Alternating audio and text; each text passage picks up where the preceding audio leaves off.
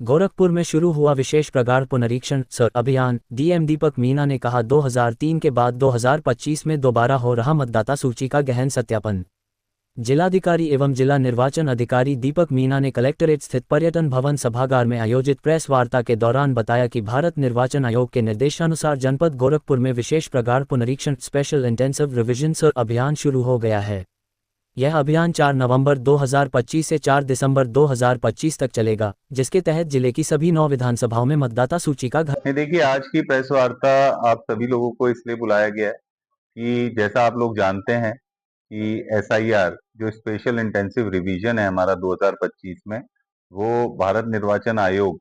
के निर्देशों के क्रम में चल रहा है इस टाइम पे उत्तर प्रदेश में। इसमें जो टाइमलाइंस हमने आप लोगों से शेयर की है कि 4 तारीख से ये स्टार्ट होकर अगले 4 दिसंबर 2025 तक इसमें गणना प्रपत्र बीएलओ द्वारा सभी जगह पर सभी जो हमारे वोटर लिस्ट में वोटर्स हैं उनके गणना प्रपत्र बांटे जाएंगे डोर टू डोर जाके, और उनको कलेक्ट किया जाएगा और कलेक्ट करने के उपरांत बीएलओ ऐप के माध्यम से वो उसको अपलोड किया जाएगा और उसी के अनुसार 9 दिसंबर 2025 को हम लोगों के द्वारा ड्राफ्ट वोटर लिस्ट पब्लिश की जाएगी। इसमें सभी बीएलओ को ये स्पष्ट निर्देश दिए गए कि आप सभी के घर जाएं, सभी के गणना प्रपत्र दें और 100% डिस्ट्रीब्यूशन करके और सभी डिटेल्स उसमें भरवा के अच्छे तरीके से और उनकी मदद करके इसको टाइमली कलेक्ट करें। इसके अलावा गणना प्रपत्र के अलावा इस समय पे जो हमारे इन्यूमरेशन का पीरियड चल रहा है 4 नवंबर से 4 दिसंबर तक का, उसमें और कोई दस्तावेज या और कोई अभिलेख बीएलओ के द्वारा नहीं कलेक्ट होने।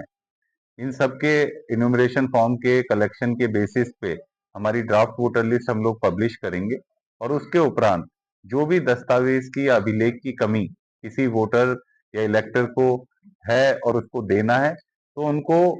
प्रॉपर फॉर्मेट में हमारे द्वारा नोटिस जारी होंगे और उनसे उन अभिलेखों की मांग की जाएगी जो वो अपने क्लेम्स एंड ऑब्जेक्शन पीरियड में फाइल कर सकते हैं और आगे दावे आपत्तियों का निस्तारण उसी प्रकार किया जाएगा। तो मैं आप लोगों के माध्यम से सभी जनपद वासियों से ये रिक्वेस्ट करता हूँ, अपेक्षा करता हूँ कि अपने बीएलओ से आप तत्काल संपर्क करें। वैसे वो सभी घर पर आएंगे, पर फिर भी हमने सभी बीएलओ का साइट पे नाम और डिटेल्स दे रखे हैं, आप उनसे संपर्क करें। आप उनपे कॉल भी रिक्वेस्ट कर सकते हैं, बुक कर सकते हैं कॉल, वो आपसे वापस से कॉल पे बात भी करेंगे और अपना गणना प्रपत्र लें और जल्दी से जल्दी उसको भर के अपने बीएलओ को वापस से सबमिट करें। गणना प्रपत्र के साथ जैसे मैंने कहा कि कोई भी इन्यूमरेशन पीरियड में गणना प्रपत्र के अलावा कोई भी दस्तावेज या कोई अभिलेख बीएलओ को नहीं लेना है, ना किसी व्यक्ति को इलेक्टर को देना है। तो साइट का नाम हमारी जो voters.eci.gov.in हमारी एक साइट है जिसपे सभी वोटर लिस्ट जो 2003 ये जो स्पेशल इंटेंसिव रिवीजन चल रहा है 2025 में, इससे पिछला एसआईआर हमारा 2003 में हुआ था जिसमें वो सारी वोटर लिस्ट हमने बीएलओ को दी है और अगर किसी व्यक्ति को 2003 की वोटर लिस्ट रेफर करनी है तो इस साइट जो मैंने बोली है कि voters.eci.gov.in पे जा सकते हैं और वहां से भी देख सकते हैं। लोग स्वतंत्र हैं इलेक्टर्स की, वो अपना गणना प्रपत्र भी यहाँ से डायरेक्टली ईसीआई की साइट से डाउनलोड कर सकते हैं और उसको भर भी सकते हैं अगर वो कहीं बाहर हैं और वहीं से डाउनलोड करना चाहते हैं। और कोशिश करें, बीएलओ को ये बोला गया ऑलरेडी, वो मैपिंग का काम कर रहे हैं, पर ज्यादा से ज्यादा लोग, जितने लोग हम 2003 की वोटर लिस्ट से लिंक कर पाएंगे उतने ही कम अभिलेखों की या उतने ही हमारे दस्तावेजों की हमें दावे आपत्तियों में जरूरत पड़ेगी। सर, पोलिंग स्टेशन से अगर मतदाता की दूरी दूर है, चिन्ह कराना चाह सकता है, ऐसा कोई प्रावधान है? नहीं, ऑलरेडी हमने पॉलिटिकल पार्टीज के साथ मीटिंग की है। इस काम के साथ पोलिंग बूथ या पोलिंग स्टेशन के रैशनलाइजेशन का वर्क भी चल रहा है। आपके माध्यम से भी मैं ये कहना चाहूंगा कि अगर कोई भी ऐसा पोलिंग स्टेशन है जिसको आपको लगता है कि उससे बेहतर और मानक पूर्ण करता हुआ उसके विसिनिटी में दूसरा पोलिंग स्टेशन है जहां पर बनना चाहिए,